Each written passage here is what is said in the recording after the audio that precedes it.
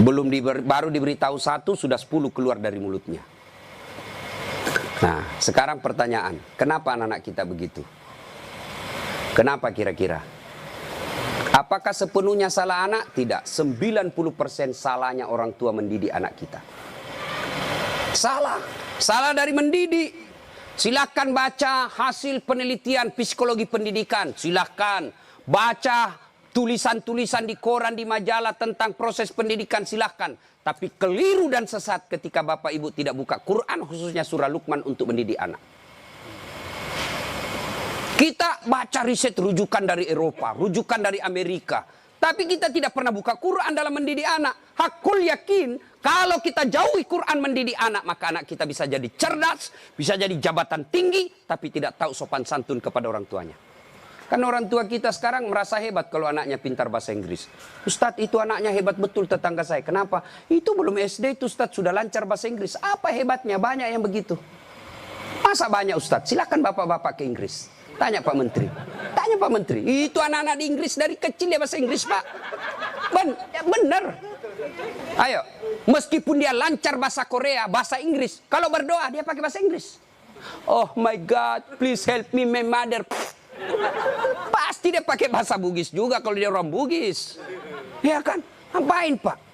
Maka didik anak kita Quran kembalinya. Satu kisah. Rasulullah ke suatu tempat.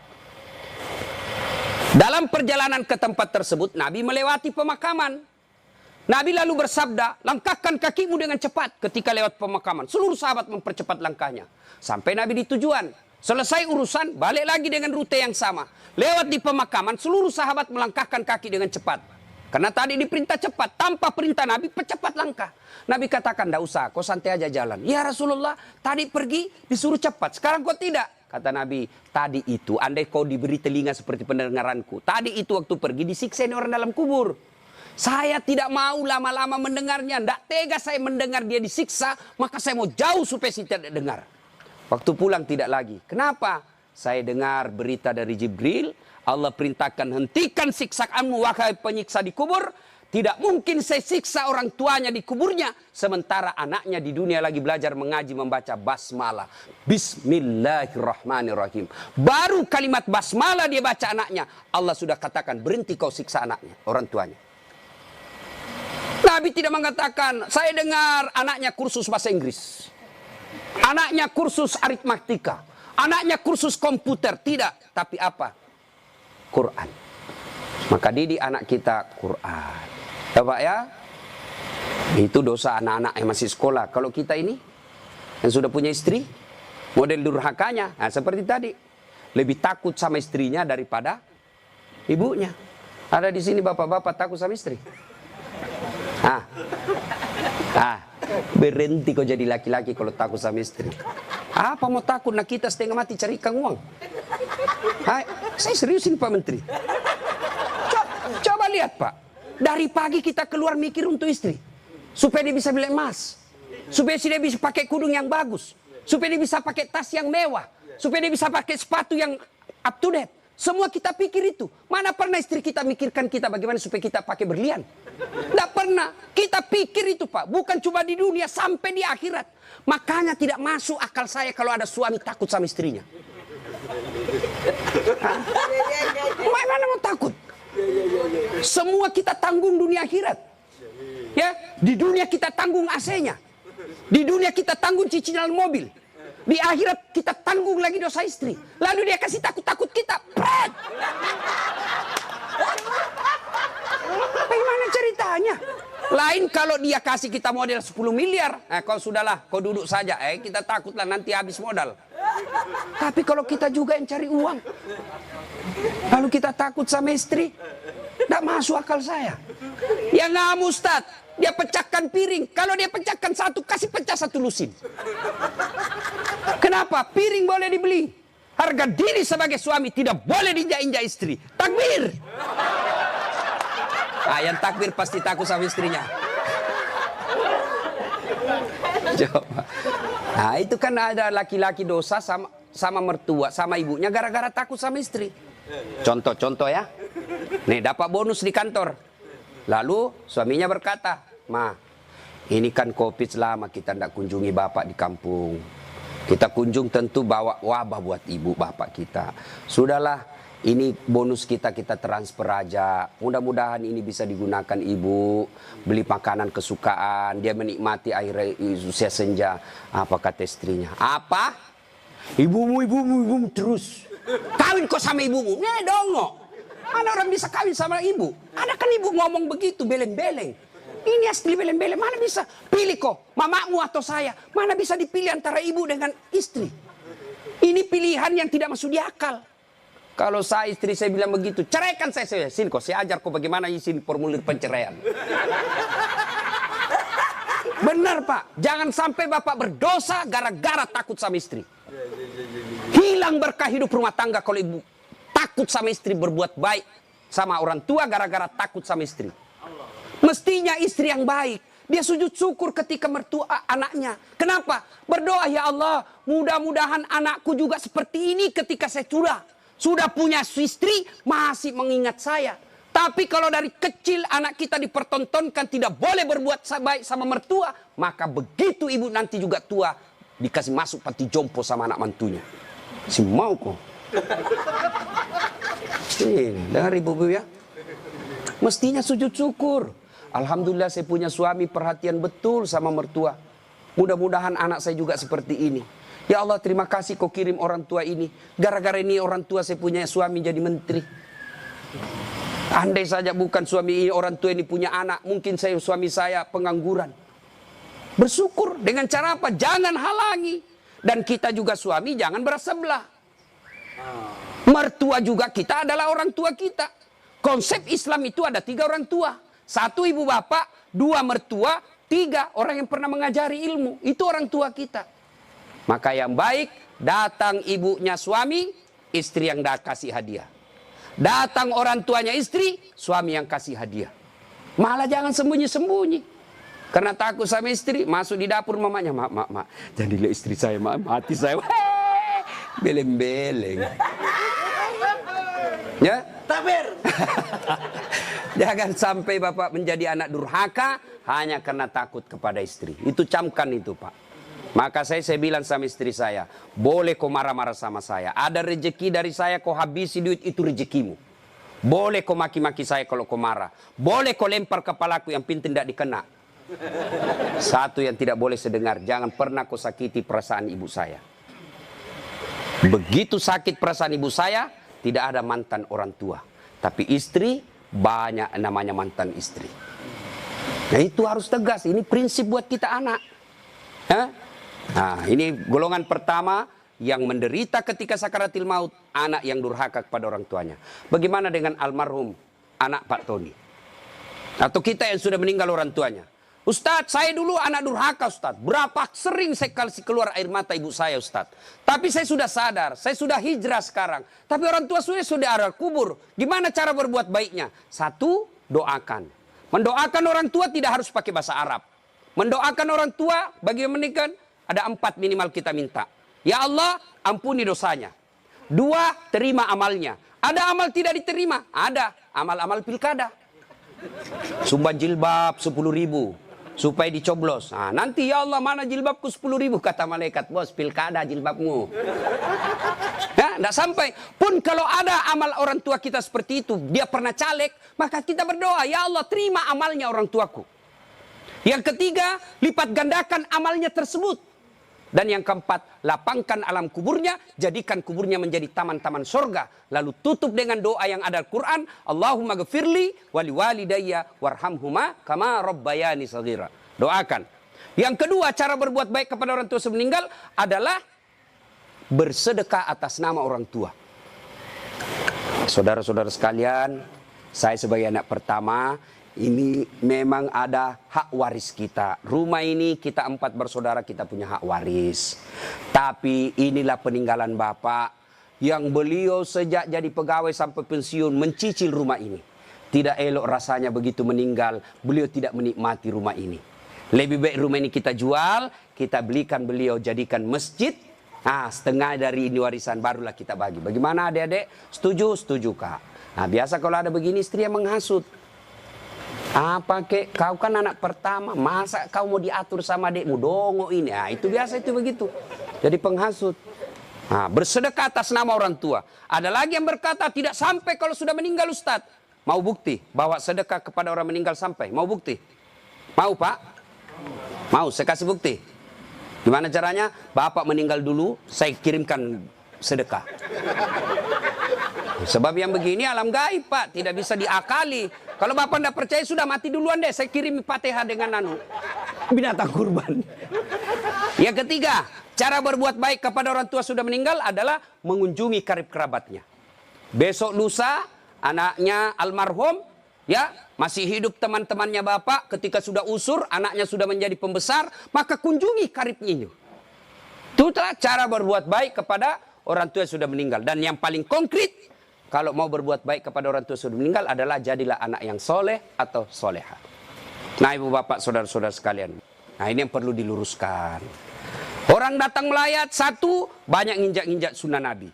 Dua, tidak ada manfaat buat orang meninggal. Tiga, datang bawa dosa. Coba lihat prakteknya saya lihat ini. Kenapa saya bilang datang bawa dosa? Datanglah ibu-ibu gaul. Kudung hitam, baju hitam, rok hitam, kacamata hitam, payung hitam. Saya tanya, kenapa hitam-hitam? Dia bilang, Ustaz, selebriti. Tidak, sunnah itu putih-putih. Dosa enggak hitam-hitam? Tidak, tapi dicintai Allah dan Rasulnya kalau bapak ibu pakai putih-putih. Dua, datang tambah-tambah dosa. Itu tadi sunnah Nabi. Yang kedua, datang tambah-tambah dosa. Kenapa tambah-tambah dosa? Datang cerita jelek aja orang Pak. Lewat satu, terutama ibu-ibu tuh. Mulai pintu dia lihat Pak, mulai dilihat dari ujung rambut sampai ujung kaki. Lewat si Kobi itu kata orang Bugis, si Kobi nih. Apa? Dia enggak cerita tapi mulutnya matanya sinis. Kenapa? Lipstiknya palsu. Kenapa kau tahu? Melengket di giginya. Sudah satu dia gosip, lewat lagi satu. Enggak serasi kudunya sama roknya. Dia bilang iyo kayak umbul-umbul. Bahkan Ustadz pun digosipnya. Lewat Ustadz Dasar, itu juga bajunya yang di YouTube. Tadi saya lewat, ada saya dengar, itu juga bajunya yang di YouTube itu Pak Ustadz. Kenapa? Saya yang pakai baju kau yang sibuk. Nah, itu gosip. Maka ibu majelis taklim saya di Makassar, saya anjurkan. Ibu datang melayat, satu, ada wudhu. Dua, bawa Quran minimal surah Yasin. Tiga, begitu datang, ibu baca Yasin bareng-bareng. Tidak bisa baca Yasin bareng-bareng, itu majelis taklim yang baik. Ketua majelis taklimnya, saudara-saudara sekalian, mari kita baca Yasin bareng-bareng, saya pimpin. Itu majelis taklim yang manfaat. Bukan ngurus baju seragam. Apalagi memanfaatkan pilkada. Pak, anggota majelis taklim saya 300 Pak. Tapi amban Pak, tapi minta tolong seragam Pak ya. Ada juga majelis taklim memanfaatkan begitu proposal banyak ketika pilkada. Nah, maka majelis taklim yang bagus, ada orang wafat, pimpin tahlilan. Sudah itu tidak bisa baca Yasin Ustaz. Sudah baca Al-Fatihah. Buru-buru Ustaz. Sudah baca Qul huwallah 3 kali. Masih juga buru-buru Ustaz. Sudah tidak tahu baca itu semua Ustaz. Sudah baca saja la ilaha illallah, la ilaha illallah, la ilaha. Itu aja kita ulang-ulang selama kita melayat. Itu pun tidak bisa Ustaz. Ya sudah kau diam saja. Tidak bisa juga diam Ustaz. Ya cepat kau pulang. Daripada tinggal bawa dosa saja. Nah, sudah. Yang ketiga, kenapa tidak ada manfaat buat orang meninggal? Tidak ada yang sholat jenazah. Bagaimana orang lain mau sholat jenazah? Keluarganya aja tidak ada sholat jenazah. Mantunya sibuk ngurus ambulans, iparnya sibuk ngurus tenda, anaknya sibuk ngurus konsumsi. Tidak ada ikut sholat jenazah. Orang lain yang sholat jenazah. Orang lain belum tentu ikhlas. Banyak yang sholat Ustaz. Kenapa banyak? Karena bapaknya menteri. Jadi tidak ikhlas orang. Tapi coba kalau keluarganya, pasti ikhlas. Saya hampir jarang sekali melihat ibu-ibu sholat jenazah. Jarang. Maka jangan heran ketika ibu meninggal, sedikit juga yang sholat jenazah. Kenapa? Karena waktu hidup, jarang dia sholat jenazah. Maka wafatnya pun sedikit yang sholat jenazah. Ustaz tidak muat rumahnya Ustaz. Di teras. Ustaz tidak ada air. Tayamum. Ustaz tidak ada air. Boleh tidak wudhu. Imam Syafi'i mensyaratkan wudhu. Imam Ahmad boleh tidak wudhu. Karena itu bukan sholat. Dia hanya doa. Saya tidak tahu bacanya Ustaz. Ikut saja sama imam. Yang penting takbir 4 kali, jangan ruku. Kalau bapak ruku, siap-siap malu sendiri. Nah, ini cerita, wallahu alam benar atau tidak. Cerita ini. takbir imam, Allahu Akbar, takbir juga dia, Allahu Akbar. Takbir kedua imam, Allahu Akbar, dia ruku. Dia, kenapa saya sendirian ruku ini? Takbir ketiga imam, dia sekalian sujud deh. Dia sujud. Pas selesai sholat ditanya, hei, kenapa kau sujud? Dia bilang, ini orang banyak sekali dosanya. Tidak diampuni kalau tidak ruku. Supaya habis sekalian, ya sekalian saya sujud. Ah, ini jawaban orang kepepet. Nah, ibu bapak, saudara-saudara sekalian. Ya, habis baterainya. Ibu bapak yang saya muliakan. Nah, masuklah, diantarlah kita. Nah, diantar ini lagi yang banyak kadangkala mempermalukan Islam. Saya tidak tahu kalau di sini.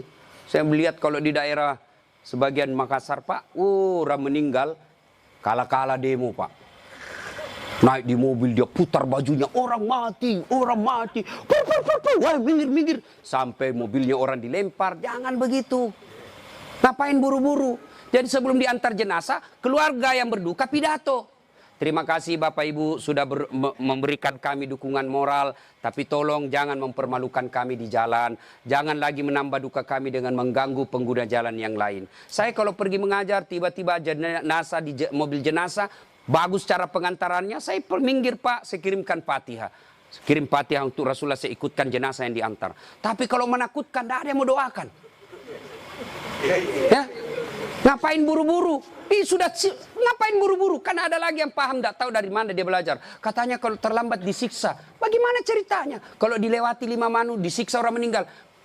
Orang meninggal kalau dia... Itu orang sholat, bagi orang yang hidup, orang meninggal, tidak bakal dia disiksa gara-gara dia terlambat dikubur.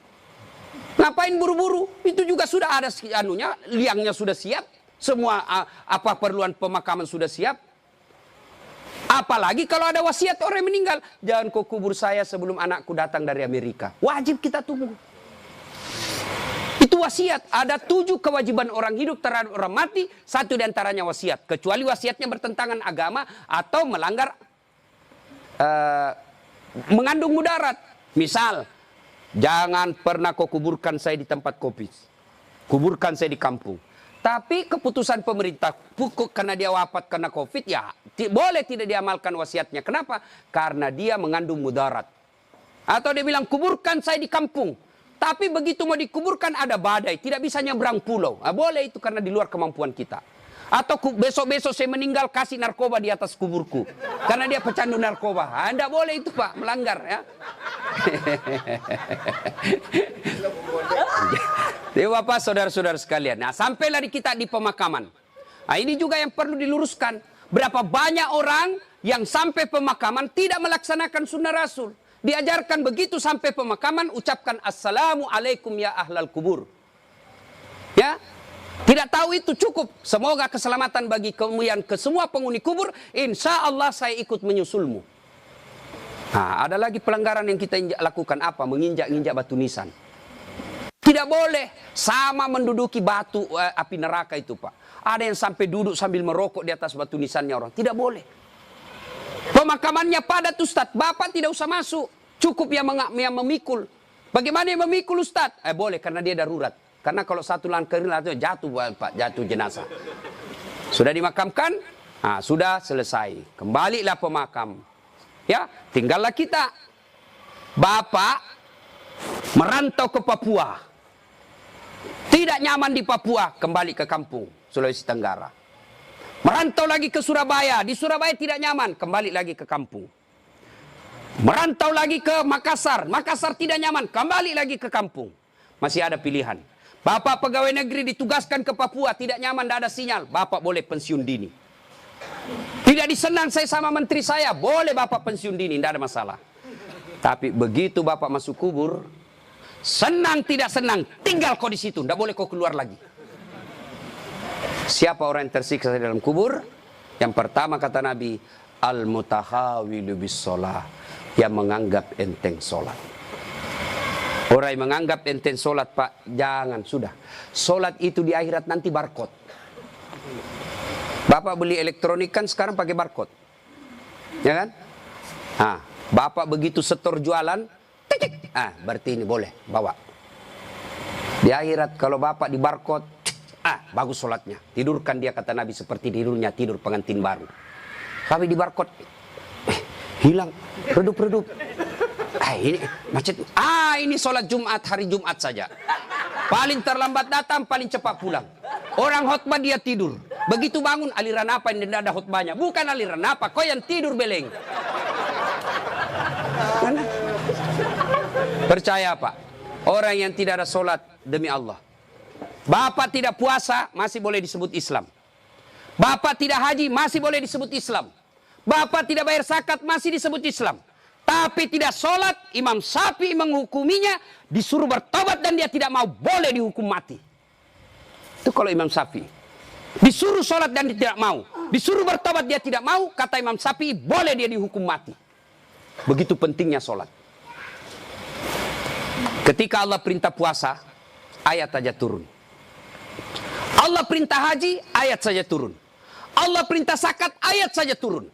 Allah perintah sholat, tidak boleh ayat turun.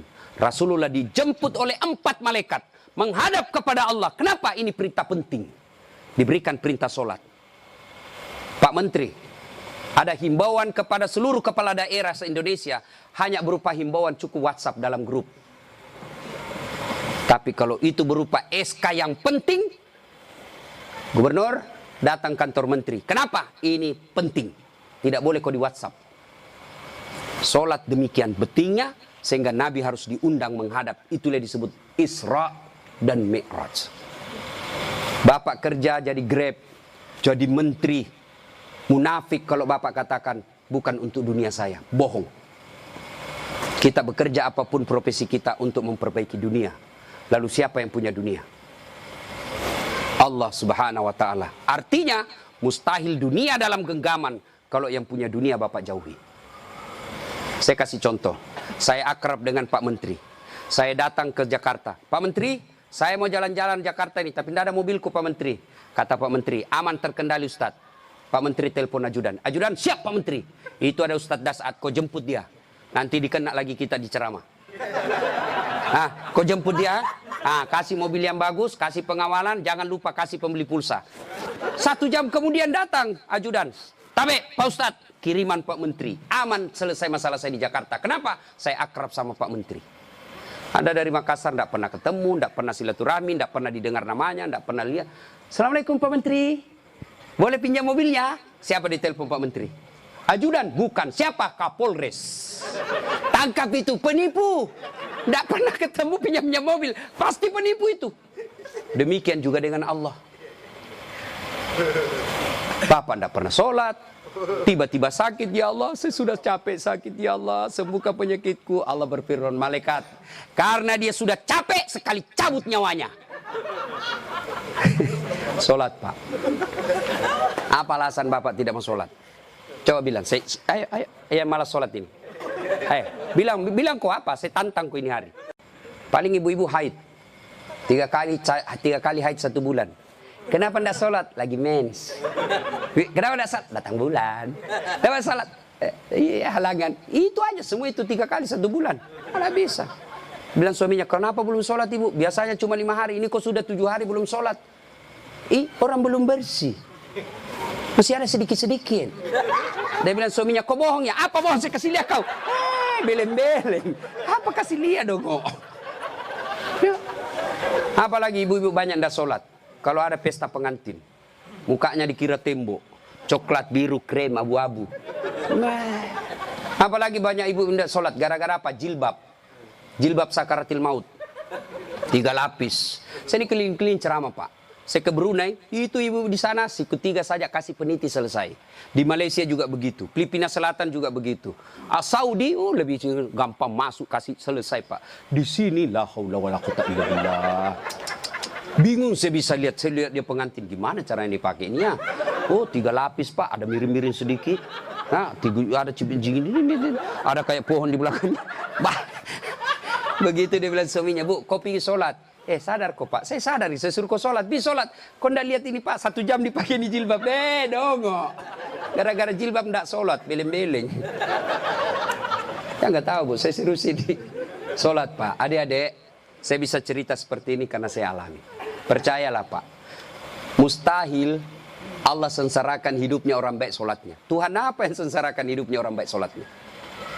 Udahlah Pak, Bapak mau dekat sama Pak Menteri, ndak usah cari muka sama Menteri. Muka Bapak sudah bagus. Ada juga siapa? Ya, cemen lu men. Kerja aja yang baik. Selebihnya, sholat, minta kepada Allah. Kecil buat Allah jadi menteri. Kecil buat Allah dapat proyek, kecil. Jangankan yang tidak masuk, yang masuk akal. Tidak masuk akal Allah kasih. Masuk akal enggak manusia dibakar hidup-hidup bisa hidup? Masuk akal enggak? Enggak masuk akal. Tapi kalau Allah mau, Ibrahim alaihissalam dibakar keluar kedinginan. Masuk akal enggak perempuan hamil tidak pernah disentuh laki-laki? Kata ilmu kedokteran enggak mungkin Ustaz. Tapi kalau Allah yang mau, Siti Maryam. Akhir Isa tanpa pernah disentuh laki-laki. Cuma sekarang banyak perempuan mau sayang Siti Maryam. Ada suaminya, ada anaknya, beleng-beleng. Coba.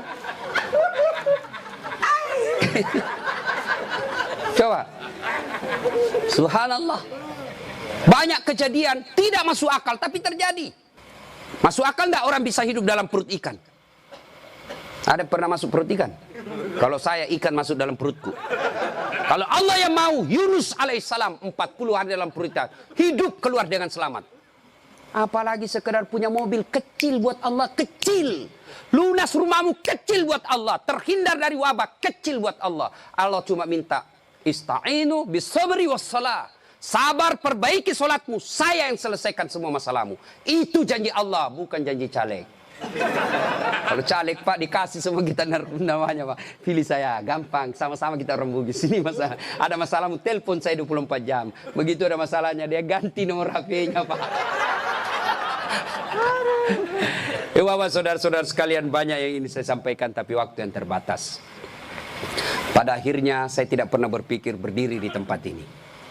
Mestinya jadwal saya ada di Makassar takziah malam ini. Tapi begitu Pak Herman telepon dan dibicarakan saya sama Pak Menteri, saya lupa janji saya 2 Pak. Ceramah saya hari ini di Makassar, saya lupa Pak. Itu pasti karena orang yang meninggal orang baik. Saya terharu tadi istri beliau mengatakan, Ustadz, 3 bulan sebelum beliau wafat, ceramahnya Ustadz selalu dia putar. Maka beliau katakan, saya terharu Ustadz karena saya tidak tahu kalau Ustadz yang mau ceramah malam ini. Ini karena kekuatan silaturahim. Ini karena pejabat yang baik. Ya. Banyak-banyak pejabat saya kenal Pak, kalau temannya meninggal paling kirim bunga.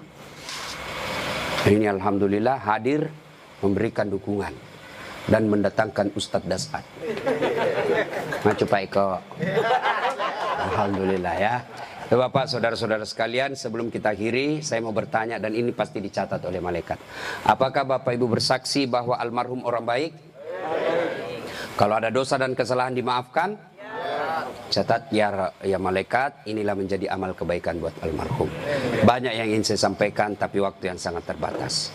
Untuk ingin mendengarkan ceramah saya lagi, gampang, silahkan buka channel YouTube saya, Dasat Latif. Nah, jangan lupa like and share. Atau di Instagram Dasat Latif 1212. Terima kasih. Sebagai kesimpulan, kullu nafsin sa'ikatil maut. Semua yang hidup pasti akan mati. Al mautu babun. Mati adalah pintu yang setiap kita pasti melewatinya. Karenanya yang jadi masalah sesungguhnya bukan mati itu. Yang jadi masalah adalah sudah siapkah kita menghadapi kematian itu. Dan apa bekal sebaik-baik dalam menghadapi kematian? Satu diantaranya takwa. Dan takwa itu operasionalnya, wujud nyatanya. Birrul walidain, berbuat baik kepada kedua orang tua. Dan peliharalah sholat dengan sebaik-baiknya. Demikian, lebih dan kurangnya mohon dimaafkan. Nun wal kalam ya misturun.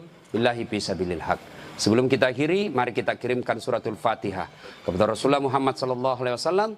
Khasiat dan keutamanya kita ikhlaskan untuk almarhum Bapak Tony Effendi bin Muslim Effendi. Ila hadratil Nabi Mustafa Muhammad SAW. Summa hususil ruhil almarhum Tony Effendi bin Muslim Effendi. Al-Fatihah.